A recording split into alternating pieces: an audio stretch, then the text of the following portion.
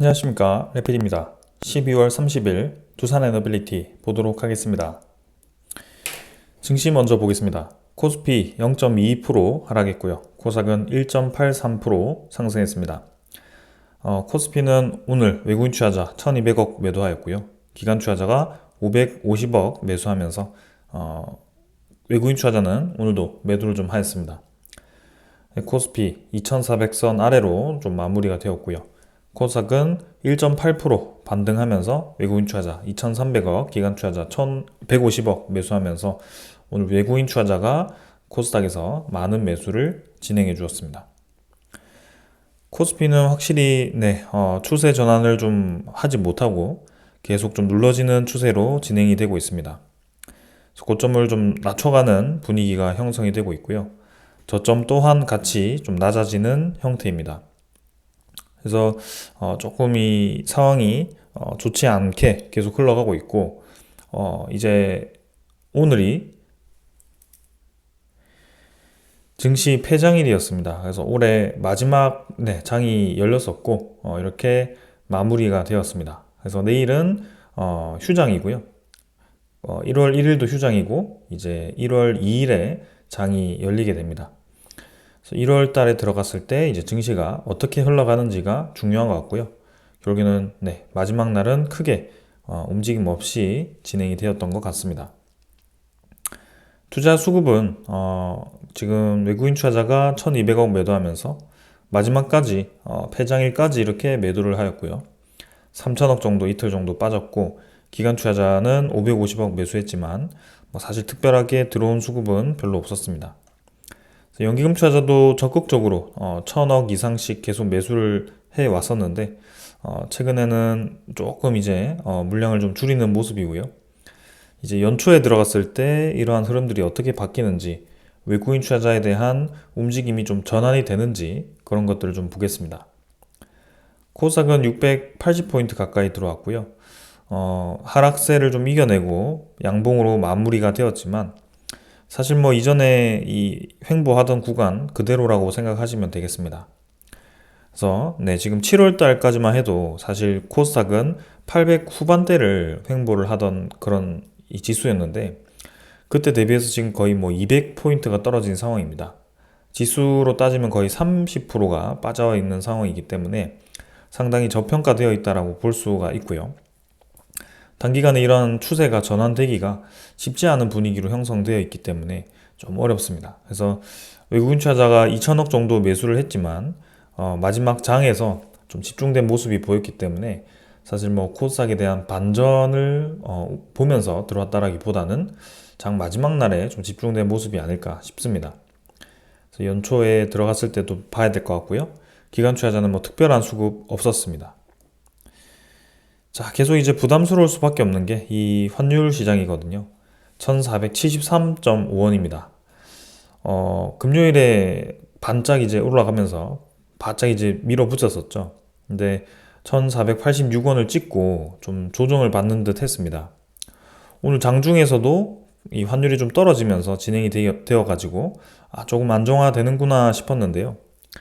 1465원으로 이렇게 잠깐 떨어졌다가 지금 다시 환율이 반등하면서 올라가고 있습니다. 결론은 별로 떨어지지 않았다라고 보시면 될 것 같고, 환율이 떨어지지 않은 채로 계속 지금 고점을 향해 밀어붙이고 있다. 지금 이 차트를 보셔도 알겠지만 아래 꼬리를 달지 않고 거의 계속 위로 밀어붙이기만 하고 있습니다. 꼬리를 달지 않고 이렇게 십자 이 봉들만 있고요. 마찬가지 오늘도 아래 꼬리 조금 달았지만 사실 그렇게 심각하게 떨어지지도 않았습니다. 계속 환율이 지금 강하게 움직이고 있다는 게 느껴지고 있고요. 이러한 움직임이 좀 해결이 되지 않는다면 우리에게는 상당히 리스크가 크다라고 볼 수 있겠습니다.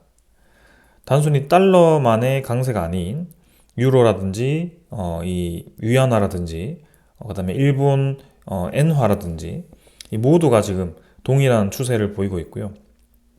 아무리 강달러라고는 하지만 이 유로랑 엔화, 이 위안화도 지금 우리 입장에서는 가치가 높아지고 있기 때문에 좀 부담스러운 것은 사실입니다. 그래서 원화 가치가 같이 떨어지고 있다는 게 보여지고 있고요.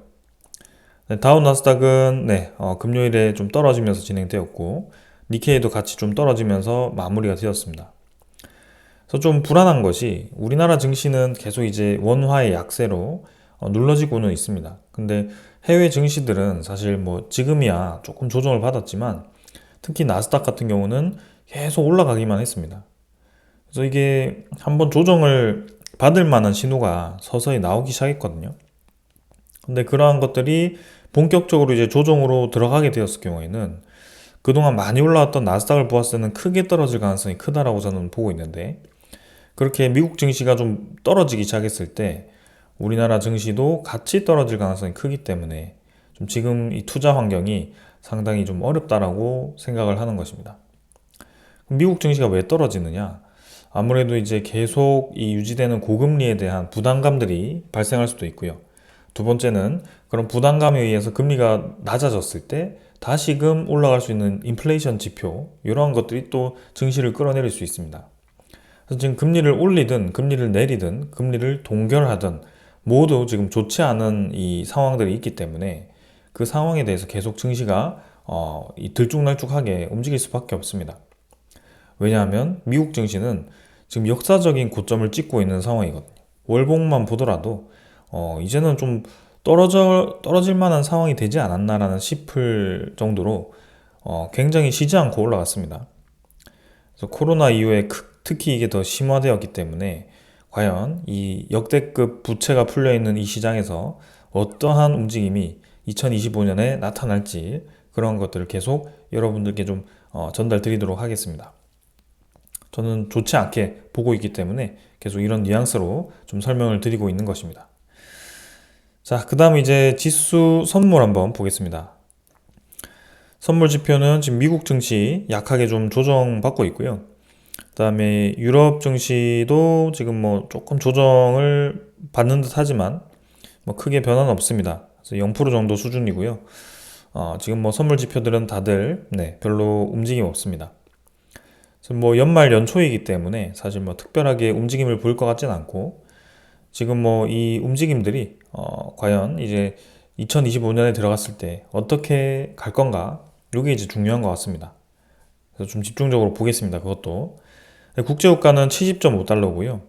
지금 눈에 띄는 게 하나가 있죠. 천연가스가 10% 올라가지고 3.7달러로 향하고 있습니다. 가스 가격이 너무 올라가죠. 한 달 중에 고점을 찍었었는데 다시 한번 떨어졌다가 다시 올라가고 있습니다. 이게 지금 러시아 우크라이나 전쟁에 의해서 그러한 영향을 좀 받고 있거든요. 이전에 천연가스가 가격이 한참 많이 올라갔을 때가 이 8달러까지도 치솟았던 그런 모습이었는데 지금 3.7달러면 꽤 높습니다. 최근 이 2022년에 떨어지고부터는 가장 높은 지점에 해당되고요. 이제 더 올라가게 되면 이제 2021년처럼 상당히 이제 인플레이션 구간에 들어간 그런 가격대처럼 올라갈 수도 있다라는 그런 위기감이 있습니다. 그래서 근원 지표는 에너지 지표를 빼고 물가 지표를 보긴 하지만 사실상 이 에너지 지표가 중요하긴 하거든요. 근원을 제외하더라도, 근원이 아니더라도, 에너지 가격이 포함되더라도 우리 생활에 있어서는 에너지라는 게 상당히 주요하게 이 가격이 작용하기 때문에 이 천연가스 가격이 급등했다는 그 자체로만으로도 상당히 인플레이션을 부추길 수 있습니다. 왜냐하면 가스로 지금 할 수 있는 것들이 많거든요. 에너지도 할 수도 있고요. 그 다음에 뭐 수소를 만들 수도 있고요. 그 여러 가지로 지금 이 영향을 받을 텐데 이 천연가스 급등이 과연 이제 물가에 어떤 영향을 줄지, 특히 한국 같은 경우는 3.7달러이기 때문에 지금 1,470원을 굽혀야 되거든요. 그러니까 가스 가격이 무진장 이제 급증을 하고 있는 그런 상황입니다. 한국 같은 경우는 천연가스의 수입 비중이 국제적으로 그죠? 한국 전체 수입 비중에서 3위를 차지하거든요. 작년 기준으로. 그만큼 많은 양을 수입을 하는데 그 가격이 이렇게 급등을 한다면 과연 한국의 이 수지가 어떻게 될까라는 이 우려감도 있습니다. 그래서 여러 가지로 지금 우리나라 증시에 좋지 않은 방향으로 지표들이 움직이고 있습니다.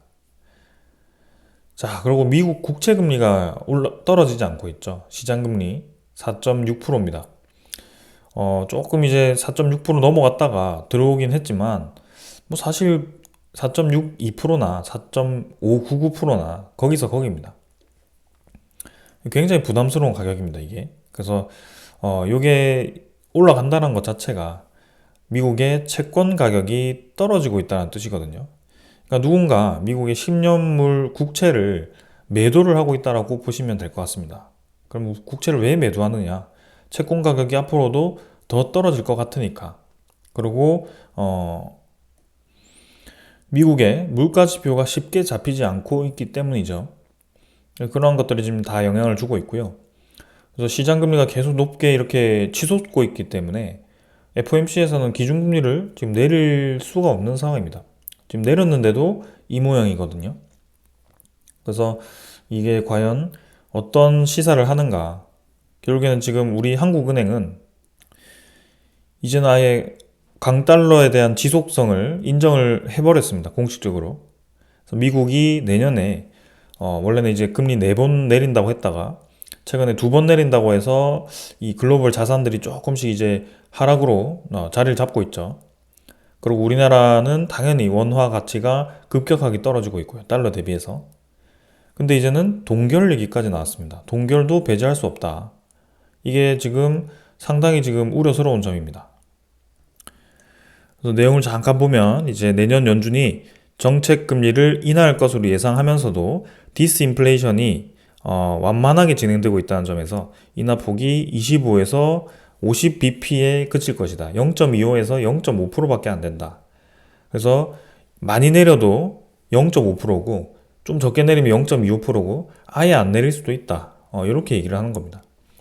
그래서 정책 금리 상단이 4%나 4.2%라고 합니다. 우리나라 지금 벌써 3%거든요. 근데 우리나라 경기가 굉장히 좋지 않습니다. 12월에 들어가지고 이 심리 지수가 엄청나게 급락을 했고요. 여러분들도 아마 체감을 하실 겁니다. 점점 이제 주변에 좋지 않은 소식들이 들려오고 있고 지금 이제 우리 생활이 뿐만이 아니라 이 자산들도 같이 떨어지고 있는 상황. 주식이라든지 부동산도 서서히 좀 내려가고 있죠. 그리고 기업들이 상황이 좋지 않다는 것도 당연히 느껴지실 겁니다. 그래서 이제 당연히 이 추경이라든지 금리 인하로 이제 다들 생각을 하고 있는데요. 근데 미국은 4%나 4.25%밖에 안 하겠다라고 얘기한 겁니다. 그럼 이제 금리 차이가 벌써 이제 또 내년에 들어가면 급격하게 벌어질 걸로 이제 생각이 되죠, 당연히. 자, 그래서 가장 큰 문제가 지금 이제 한국에 자금이 빠져나간다라는 것입니다. 우리나라도 지금 한 달 기준으로 보았을 때 분명히 이제 우리나라도 기준금리를 낮췄습니다. 근데 지금 10년물 채권금리가 올라가고 있죠. 이게 무슨 말이냐면 한국의 채권을 누군가가 팔고 있다는 뜻입니다. 한국에서 자금이 빠져나가고 있다는 뜻입니다, 이게. 그래서 연기금 투자자가 지금 이 채권을 방어하면서 받아준다라고는 하지만 지금 다 받아주지 못하는 것 같습니다. 이 금리가 올라가면 좋은 거 아니냐라고 생각할 수도 있죠. 왜냐하면 수익률이 높기 때문에 그래도 이제 미국으로 신규 자금이 빠지지 않겠다라고 생각할 수도 있겠지만 조금 다릅니다, 이거는. 기존에 들고 있는 채권을 매도했기 때문에 이게 또 올라가는 것이고, 그러고 이제 신규로 진입하려고 했을 때도 미국도 같이 올라가고 있기 때문에 미국이 사실 4.6%라고 한다면 한국 2.8%를 굳이 들어올 이유가 없습니다. 왜냐하면 전망이 좋지 않기 때문이죠. 성장률이 낮기 때문이죠. 그래서 이렇게 이러한 것들이 암울하게 좀 작용을 하고 있다. 그리고 한 가지 더 신경 써야 될 게 일본의 이 국채 금리입니다. 일본은 계속 지금 성장률이 높게 잡히고 있고요. 내년 1월에 특히 금리를 인상할 수도 있다는 그런 기준이 있기 때문에 만약에라도 이제 금리를 인상하게 되면 이 10년물 국채 금리도 같이 올라가게 될 겁니다. 그럼 당연히 한국에서 엔화가 가속하게 빠져나가겠죠. 그게 지금 모두 다 우리에게 좋지 않은 방향으로 진행이 되고 있습니다. 자, 그래서 진퇴양난이라고 해도 저는 과언이 아니라고 생각이 되고요. 이 상황을 과연 어떻게 해결할 건가?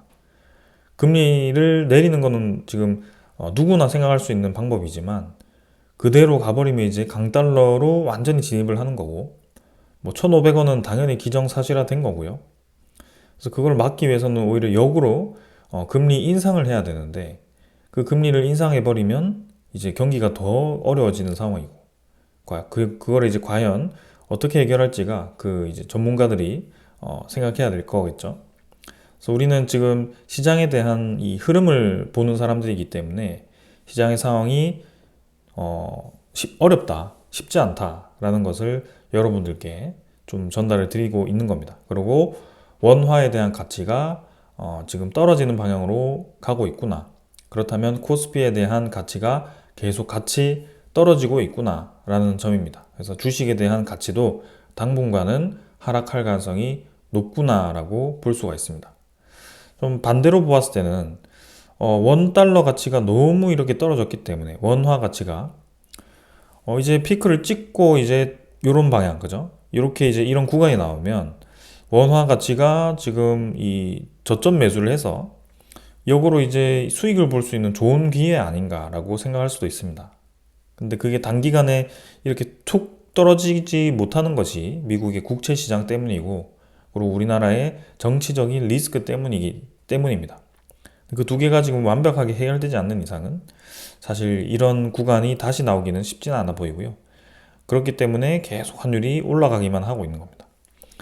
자, 이것도 이제 우리가 뭐 정확하게 100% 예측할 수는 없지만 지금 좋지 않고 위험한 상황임은 맞기 때문에 이 증시에 대한 리스크에 대해서는 분명히 대비를 하면서 진행을 해야 된다라고 계속 말씀을 드리는 겁니다.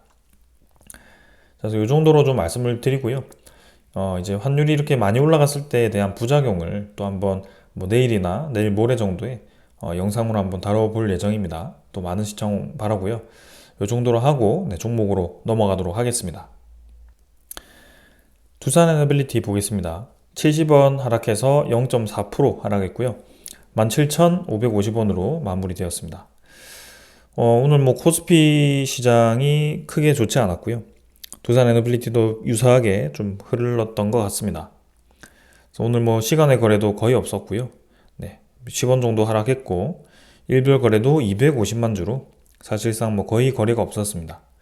70원 정도 하락하면서 3일 정도 연속으로 빠지는 모습이었고요. 시장에 대한 상황이 좋지 않기 때문에 당연히 저는 이렇게 하락할 수밖에 없었다라고 생각합니다. 그래서 시장에 대한 개선이 나오거나 두산에너빌리티만의 좀 강한 소식이 나와야 되는데, 사실 뭐 이전에도 테라파워에 대한 수주 소식, 그 다음에 루마니아 설비 개선 참여 소식 이런 것들이 좀 나오긴 했지만 이 두산에너빌리티를 이 좋지 않은 시장 속에서 완전히 끌어올리기에는 좀 부족한 소식이었다라고 생각이 됩니다. 그래서 좀 수조원 규모의 우리가 깜짝 놀랄 만한 그런 소식이 좀 나와야 되는데요. 그거는 사실 지금 뉴스케일 파워에 대한 기자재 소식이라든지 뉴스케일 파워 기자재 소식이 사실 루마니아 외에 이제 미국 내에 있는 스탠다드 파워라든지 그런 이전에 찌라시 형태로 나왔던 그런 소식들이 좀 들려와야 되는데요. 사실 뉴스케일 파워에 대한 수주 소식이 지금 좀 들리지 않은 지 꽤 되었습니다. 엑스에너지, 테라파워, 뭐 홀텍, 그 다음에 뭐 GE 히타치 이런 기업들은 이제 소식들이 막 들려오거든요. 오클로도 마찬가지고. 근데 저기 뉴스케일 파워가 계속 조용하기 때문에 조금 이제 한편으로는 마음이 찝찝합니다. 그래도 이제 루마니아는 진행하지만 사실 그 다른 기업들 대비해서 한 세대 정도 좀 떨어지는 제품이기 때문에 결국에는 경수로죠. 그래서 지금 물을 지양하는 방향으로 SMR이 진행되고 있거든요. 왜냐하면 효율적이라든지 핵 폐기물 생성 관점에서, 그리고 안정성 관점에서 이 물보다는 이 소듐이라든지 고온 가스 에너지라든지 그런 것들이 좀 필요하거든요. 그래서 그런 방향으로 가고 있기 때문에 점점 뉴스케일 파워는 사실 시간이 지날수록 경쟁력이 떨어질 수밖에 없습니다. 경수로이기 때문에요. 근데 초반에 이제 시장을 좀 선점을 해야 되는데 지금 기대보다는 좀 선점 능력이 좀 떨어지는 건 아닌가라는 생각도 좀 듭니다. 그래도 이제 두산에너빌리티가 뭐 이 뉴스케일 파워에만 올인한 게 아니기 때문에 테라파워라든지 엑스에너지 이쪽에도 좀 더 큰 소식들이 들려오면 좋을 것 같고요. 뉴스케일 파워도 좀 좋은 소식 가져다 주기를 한번 기다려 보도록 하겠습니다. 차트는 뭐 사실 크게 볼 거 없습니다. 좀 올라가다가 살짝 떨어졌고요. 뭐 비슷하게 쌍바닥 형태로 만들고 있습니다. 결국에는 21선 넘지 못했고 계속 이 구간을 횡보를 하고 있습니다. 여기서 크게 소식이 없이 증시가 밀린다면 두산 에너빌리티도 같이 밀릴 수밖에 없는 그런 상황입니다. 그래서 지금 상황에서는 차트를 더 우리가 분석해 볼 필요는 없다. 투자 수급도 특별하게 오늘 움직임 없었고요. 외국인 투자자 13만 주 매도했고, 기관 투자자는 연기금 투자자의 매수 제외하고는 사실 특별하게 매수 매도 없었습니다. 그래서 외국인 투자자 3일 정도 빠졌고요. 연기금 투자자는 이틀 정도 빠지고 다시 들어왔는데 뭐 크게 공격적인 매수는 아니었습니다. 그래서 이 정도로 오늘 상황 한번 보았고요. 기술적인 부분은 이 정도로 빠르게 넘어가겠습니다. 그리고 공매도 잔고도 한번 보겠습니다. 잔고는 100만 주 정도고요. 조금 이제 유지하고 있습니다. 100만 주 수준에서. 이제 2025년에 들어가면 공매도가 재개가 됩니다. 그래서 3월부터 공매도가 재개가 되기 때문에 또 이 공매도 재개가 됨으로써 두산 에너빌리티의 공매도 잔고가 어떻게 움직이는지, 그동안에 이제 쭉 줄어가지고 이렇게 낮은 공매도 잔고를 유지했지만, 이제 원래 평소에 두산 에너빌리티 움직임은 한 1000만 주 이상씩 공매도 잔고를 유지했던 부분이기 때문에 이 외국인 투자자가 늘려놨던 이 지분을 또 공매도로 활용하지는 않을까라는 그런 우려감도 어느 정도 있습니다. 그 전에 이제 좋은 소식이 들려와서 공매도에 대한 상환도 진행되어서 쭉쭉 올라가면 좋겠지만, 혹여라도 이제 시간이 좀 지연되어서 내년 3월까지라도 계속 애매한 상황이 지속된다면 저 외국인 투자자에 대한 공매도가 어떻게 움직일지 그것도 한번 좀 봐야 될 것 같고요.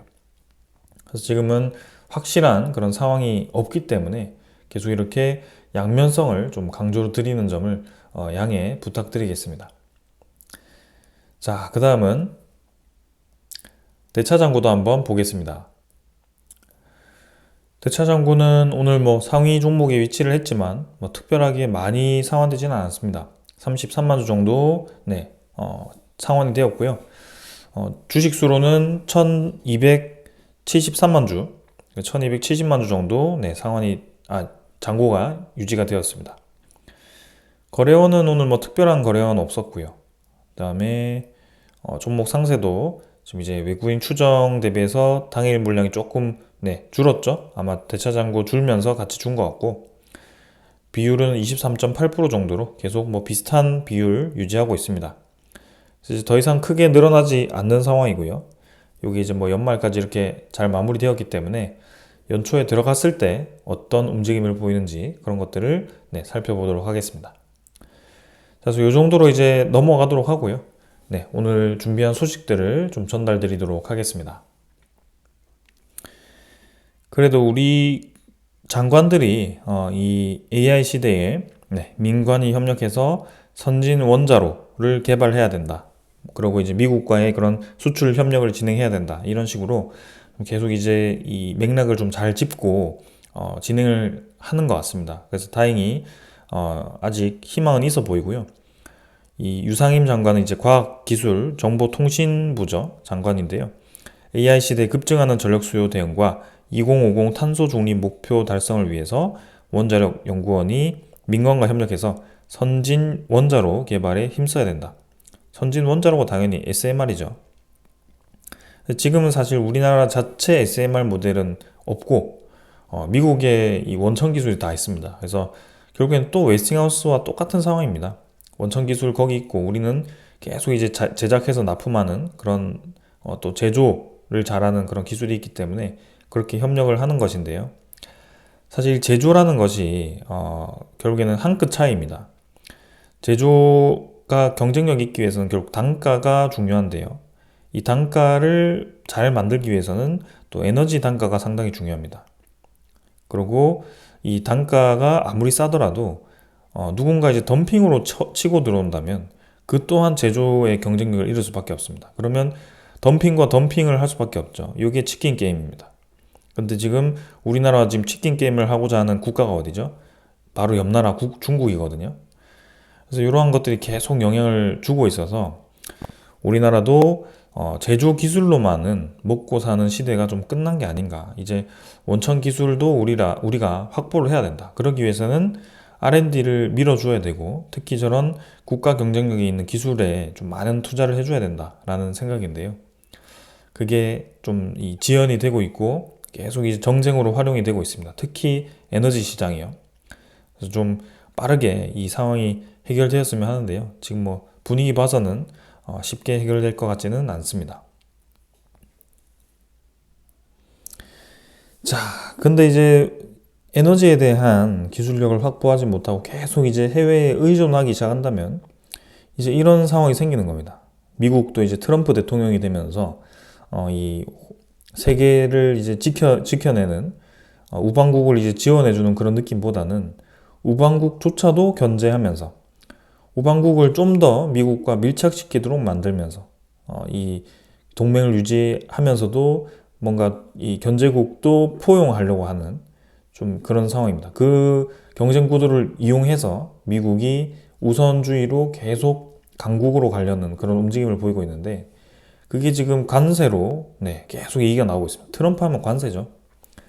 그래서 에너지에 대해서 관세를 부과하겠다. 그리고 러시아는 이제 에너지 원천 이 원자재도 많고 기술도 많기 때문에 공급 중단을 하겠다. 뭐 이런 식으로 협박을 합니다, 서로. 그래서 러시아가 친서방 국가로 분류되는 몰도바에 내년부터 가스 공급을 끊겠다. 뭐 이렇게 얘기를 하고 있고요. 그래서 천연가스의 90%를 러시아에 의존해온 몰도바가 친서방 성향 대통령이 연임하는 서방 국가와의 친분을 강화하자 또 이렇게 러시아가 압박을 한 겁니다. 그리고 미국 같은 경우는 이제 유럽연합에다가 미국산 석유와 가스를 대규모로 수입하지 않으면 관세를 부과하겠다. 그래서 에너지 패권 강화를 공언했다라고 합니다. 그러니까 여기도 그렇고 저기도 그렇고 계속 이제 이 에너지 가지고 압박을 하죠. 우리 거 사라. 우리랑 이 동맹 안 맺으면 공급 중단하겠다. 이런 식으로 계속 에너지 가지고 장난을 칩니다. 근데 그 에너지 장난치는 중심에 뭐가 있죠? LNG가 있죠. 그래서 이 장난을 치는 덕분에 지금 LNG 가격이 어떻게 됐나요? LNG 가격 아까도 앞서 말씀드렸지만 지금 3.75달러입니다. 아까보다 더 올라가네요. 지금 11% 가까이 급등을 하고 있습니다. 이 천연가스가 이렇게 올라가게 되면 천연가스의 비중이 높은 국가들 위주로 엄청난 타격을 받을 수밖에 없습니다. 가격이 너무 비싸거든요. 천연가스 비중이 높은 나라 중에 하나가 우리나라입니다. 우리나라 수입의 3위가 천연가스입니다. 3.7달러인데 환율이 1,470원입니다. 두 개 지금 고급으로 올라가고 있거든요. 천연가스도 10% 오르고 우리나라 환율도 지금 10% 올라가고 그럼 두 개 10% 곱하기 10%거든요. 벌써 이제 21% 정도가 올라갔다라고 보시면 되겠습니다. 이렇게 시장 상황이 어지럽습니다. 정말 이제 국내에 에너지 자립을 할 수 있는 생태계를 만들지 않으면 그리고 특히 우리나라 같은 경우는 이 제조업이 가지는 그죠? 특성이 있습니다. 제조업. 아까 말씀드렸죠. 경쟁하기 위해서는 단가가 중요하다고. 제조 단가가. 그게 에너지 가격이고 그리고 이제 주변 국가들을 생각해야 된다고.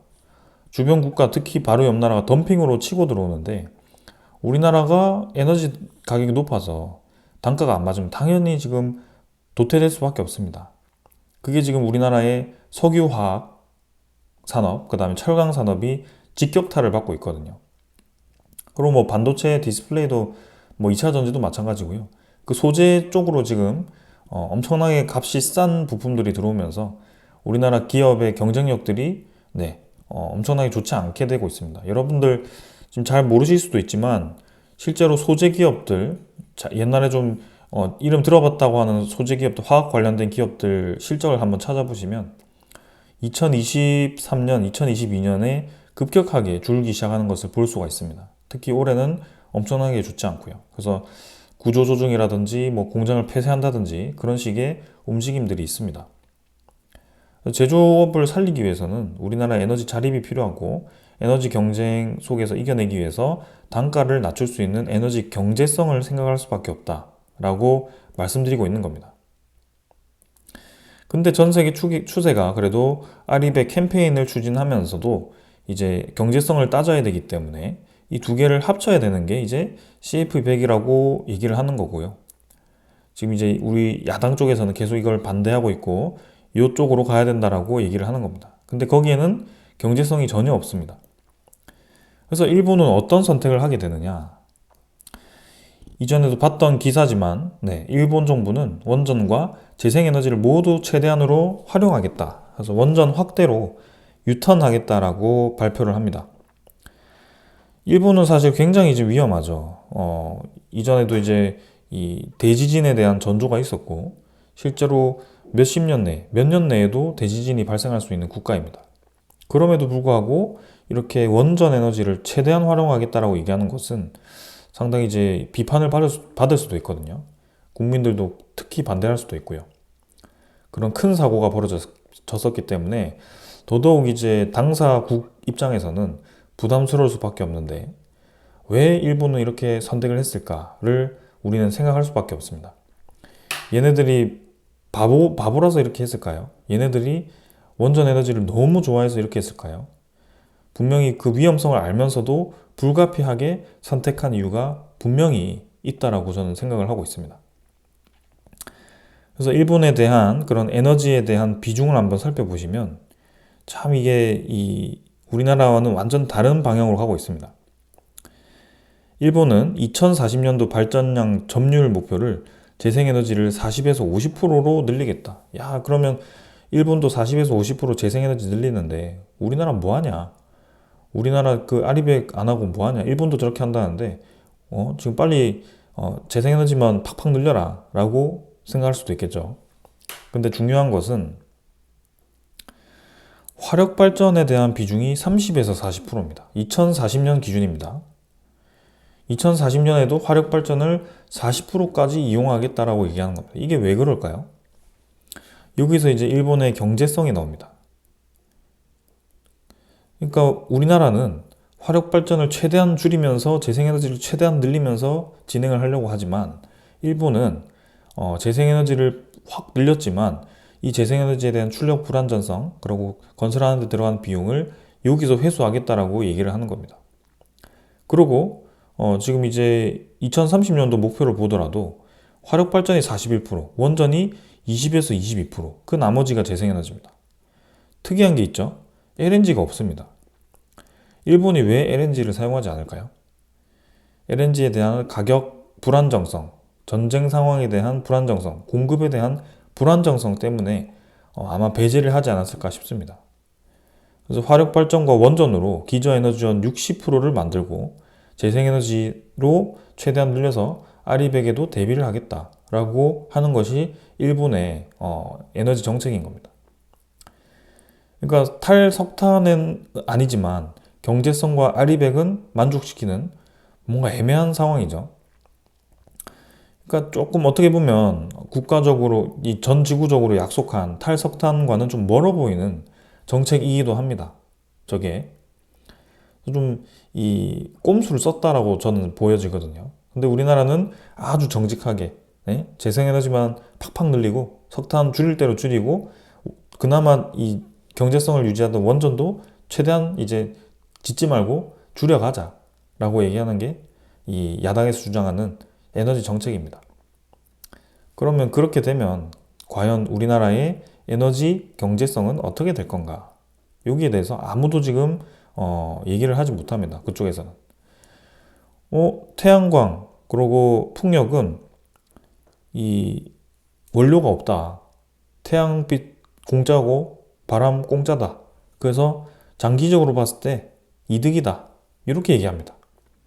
근데 탈원전으로 인해서 독일이 이제 원전이 거의 제로죠. 완전히 이제 폐쇄를 했는데요. 재생에너지 비중이 54%, 사상 최대입니다. 독일은. 근데 중요한 것은 재생에너지 특성상 발전량이 들쑥날쑥해서 공급 불안도 커지고 있다. 독일 전력 시장에서는 도매가가 전날 오후 5시에 메가와트 시당 936유로, 141만 원까지 뛰었다. 지난달 평균가는 115유로, 17만 3천 원인데 지금 141만 원까지 뛰었다는 겁니다. 메가와트 시당. 한 달 만에 에너지 가격이 17만 3천 원에서 141만 원까지 뛰었습니다. 메가와트당. 여러분들 어떻게 생각하세요? 이게 정말 경제성을 생각하는 에너지일까요? 이게 무슨 말이냐? 에너지가 왜 급등하느냐? 필요할 때 공급량이 확 줄었기 때문입니다. 쓸데없을 때 공급량이 확 많았기 때문에 에너지 가격이 싼 겁니다. 제발 좀 사주세요. 제발 좀 공급해주세요. 이 둘 중에 하나입니다, 지금. 그래서 이게 굉장히 재생에너지의 치명적인 단점이다라는 게 나타나고 있습니다. 올겨울은 유난히 바람이 거의 없고 낮에 해가 들지 않는 날씨가 계속되면서 재생에너지 발전량이 일시적으로 0에 가깝게 떨어지는 사례도 생기고 있다. 올해 에너지원별 발전량은 풍력이 140.9TWh, 태양광이 74, 바이오매스 43, 수력이 21 순으로 풍력과 태양광이 재생에너지 발전량의 4분의 3을 차지했지만 그래도 불안하다라는 거죠. 그럼 독일은 이 나머지 이 불안한 에너지를 어떻게 해결할까요? LNG를 사용합니다. 그래서 독일은 러시아가 필요합니다. 노스트림 이 관을 통해서 액화 천연가스가 아니라 바로 가스로 된 엄청나게 값싼 가스를 계속 공급받거든요. 실제 LNG보다 훨씬 싼 겁니다, 이거는. 독일이 그렇게 재생에너지를 급격하게 늘릴 수 있는 이유 중에 하나였던 겁니다. 근데 이제 러시아와 척을 지니까 LNG 공급이 원활하지 않고 에너지를 안정적으로 운영할 수 있는 에너지원이 없으니까 바로 직격탄을 맞죠. 태양광과 풍력이 흔들리기 시작하니까. 기후가 좋지 않으니까 흔들린다는 거죠. 그럼 어떻게 할 거냐? 날씨 좋을 때는 공장 돌리고 날씨 안 좋을 때는 공장 멈춰라. 이게 될까요? 제조업 입장에서요? 절대 안 되죠. 그렇기 때문에 이 한계를 극복할 수가 없습니다. 그래서 스웨덴도 지금 독일에다가 재생에너지를 수입하고 있는데 이게 너무 들쭉날쭉하니까 독일이 원자력 발전소를 폐쇄한 결과가 이렇다라고 하면서 스웨덴도 이제 뿔이 난 거죠. 그래서 우리나라도 요거를 분명히 인식을 해야 됩니다. 우리나라의 단순히 야당 주장에 의하면 아리백을 목표로 삼고 있지만 거기에 들어가는 부작용에 대해서는 부각을 시키지 않고 있습니다.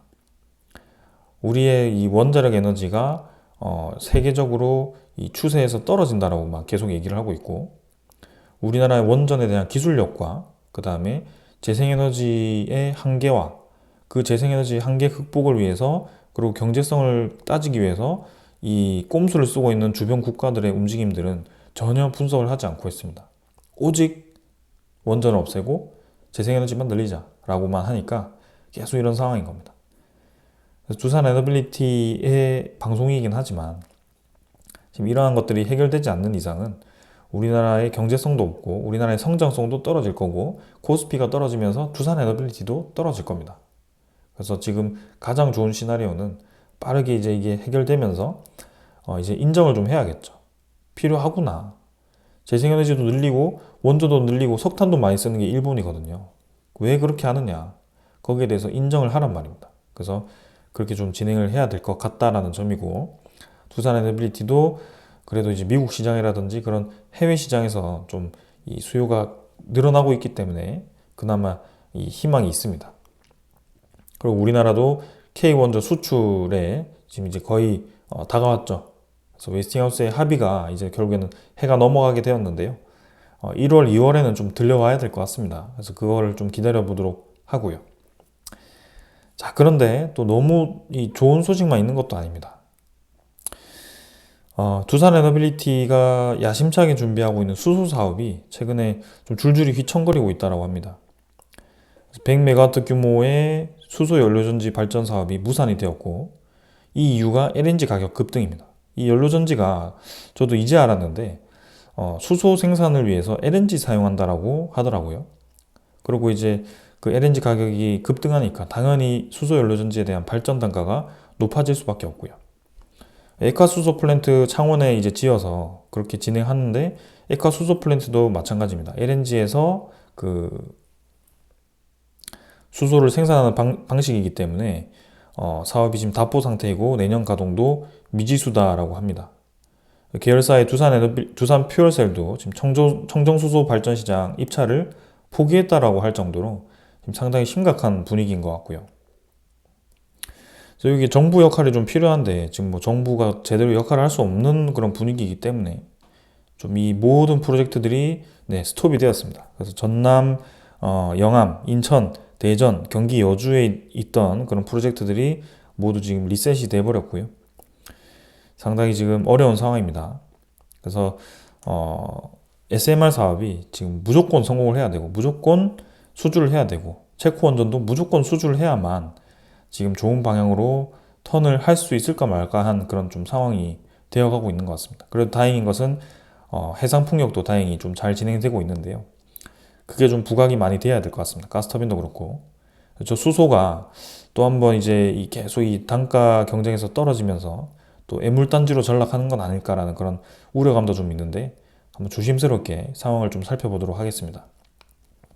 국제적인 이 상황들이 이 두산 에너빌리티에 좋으면서도 또 우리나라 입장에서 너무 좋지 않게 지금 흘러가고 있어서 상당히 좀 우려스럽기도 합니다. 그래서 여러모로 좀 많이 고민되고요. 이게 양방향으로 계속 진행되다 보니까 여러분들도 상당히 혼란스러우실 것 같습니다. 그래서 좀 그렇게 리스크가 분명히 있다는 건 강조드리고 있고 그 부분에 대해서도 분명히 인지를 하시면서 일부 이제 리스크를 대비를 하자라고 말씀을 드리고 있는 겁니다. 혹은 이미 다 대비를 하신 분들도 있는 것 같고요.